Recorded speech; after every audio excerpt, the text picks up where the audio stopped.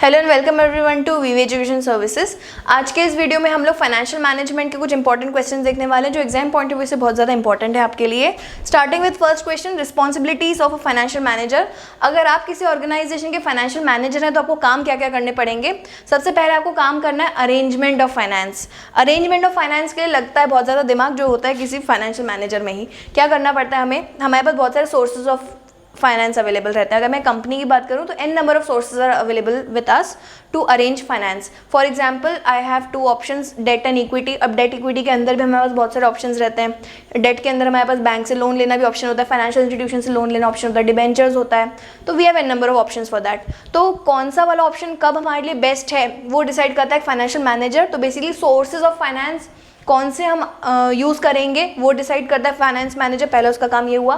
दूसरा, इन पैसों को हम यूज़ कहाँ करेंगे, फिक्स कैपिटल की वर्किंग कैपिटल, मतलब मुझे इसमें से एसेट खरीदने हैं या मुझे एसेट्स को हायर करना है, मतलब मुझे एसेट्स को रेंट पर लेना है, मुझे रॉ मटेरियल खरीदने के लिए कितना पैसा चाहिए, मुझे बिल्डिंग का रेंट पे करने के लिए कितना पैसा चाहिए। तो basically the division of capital into fix capital and working capital वो होता है सेकंड काम फाइनेंशियल मैनेजर का। थर्ड काम, उसको इन्वेस्ट करने के बाद हमने जो प्रॉफिट अर्न करा, प्रॉफिट को डिवाइड कैसे करना है। मुझे प्रॉफिट को रिटेन करना है। अब देखो, इंटरेस्ट ऑन बैंक लोन तो देना ही पड़ेगा, वो कोई डिसीजन नहीं है।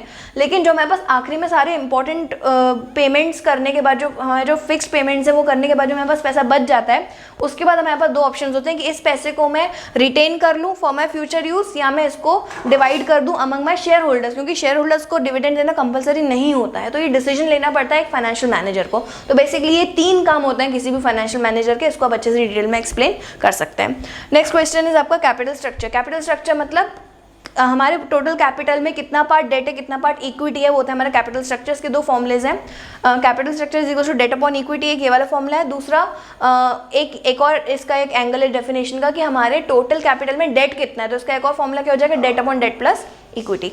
तो ये आपका जो है कैपिटल स्ट्रक्चर का मीनिंग हो जाएगा। इसमें फैक्टर्स अफेक्टिंग कैपिटल स्ट्रक्चर आपको कैसे पता चलेगा कि आपको डेट का परसेंटेज ज़्यादा रखना है कि इक्विटी का परसेंटेज ज़्यादा रखना है। अगर आप एक न्यू ऑर्गेनाइजेशन हो, तो अगर आप एक न्यू फर्म हो, प्राइवेट फर्म हो, तो आप शेयर तो इशू कर ही नहीं सकते, तो वहाँ पे you have to depend completely on debt. अगर आप एक ऐसा ऑर्गेनाइजेशन हो जो अभी डेवलपमेंट स्टेज पर हो, तो फिर आपको ज़्यादा डेट नहीं लेना चाहिए, आपको इक्विटी के लिए जाना चाहिए, because it is not easy for you to pay interest on that, because interest on debt is compulsory, you have to pay it. It is like it is not optional to pay. जैसे अब मैं equity की बात करूँ तो equity पर dividend देना optional रहता है। तो बेसिकली ये कुछ फैक्टर्स होते हैं जो अफेक्ट करते हैं मेरे कैपिटल स्ट्रक्चर के डिसीजंस को। Next is financial leverage. Financial leverage का मतलब क्या होता है, अगर मैं टोटल अपने कैपिटल में इक्विटी कम करूं और डेट इंक्लूड करती जाऊं हर स्टेज पर। फॉर एग्जांपल मेरा टोटल कैपिटल है वो 10 लाख है, 10 लाख में से मेरा 0 डेट है और पूरा 10 लाख इक्विटी, तो मैं कितना ईपीएस अर्न करूंगी, EPS is earning per share.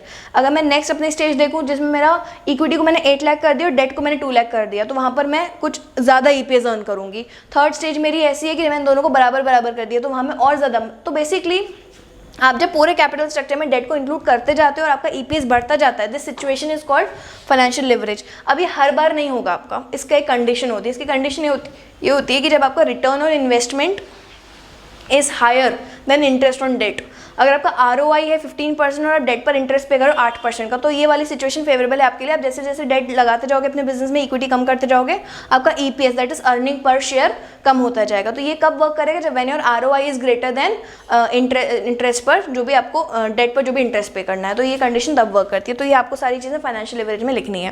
Then capital budgeting decisions. Capital budgeting decisions हमने ऑलरेडी यहाँ पे ऊपर डिस्कस कर लिया। कैपिटल बजटिंग डिसीजंस मतलब जो आपको एसेट्स में कितना पैसा लगाना है वो जब हम डिसाइड करते हैं, मतलब मेरे टोटल कैपिटल में से कितना पार्ट मुझे फिक्स कैपिटल के लिए रखना है for purchasing my assets basically, तो वो आपका होता है capital budgeting decisions. Then you have working capital versus fix capital. Fix capital वो होता है जो हम लोग फिक्स एसेट्स खरीदने के लिए यूज़ करते हैं। वर्किंग कैपिटल वो होता है जो हम लोग डे टू डे जो हमारे एक्सपेंसेस होते हैं, इलेक्ट्रिसिटी बिल हो गया, सैलरी हो गया, वेजेस हो गया, कमीशन हो गया, इलेक्ट्रिसिटी बिल हो गया, ये सारी चीज़ें जब हम लोग पे करते हैं तो इसको हम जो पार्ट ऑफ कैपिटल हम यहाँ यूटिलाइज करते हैं that is called working capital. तो दोनों ही कैपिटल जो है बिजनेस के लिए इंपॉर्टेंट है और बहुत सोच समझ के डिसीजन लेना होता है कि मैं टोटल कैपिटल में से कितना पार्ट वर्किंग कैपिटल में डालूं, कितना पार्ट मैं फिक्स कैपिटल में डालूं। तो I hope these questions are clear to you. Thank you for watching the video.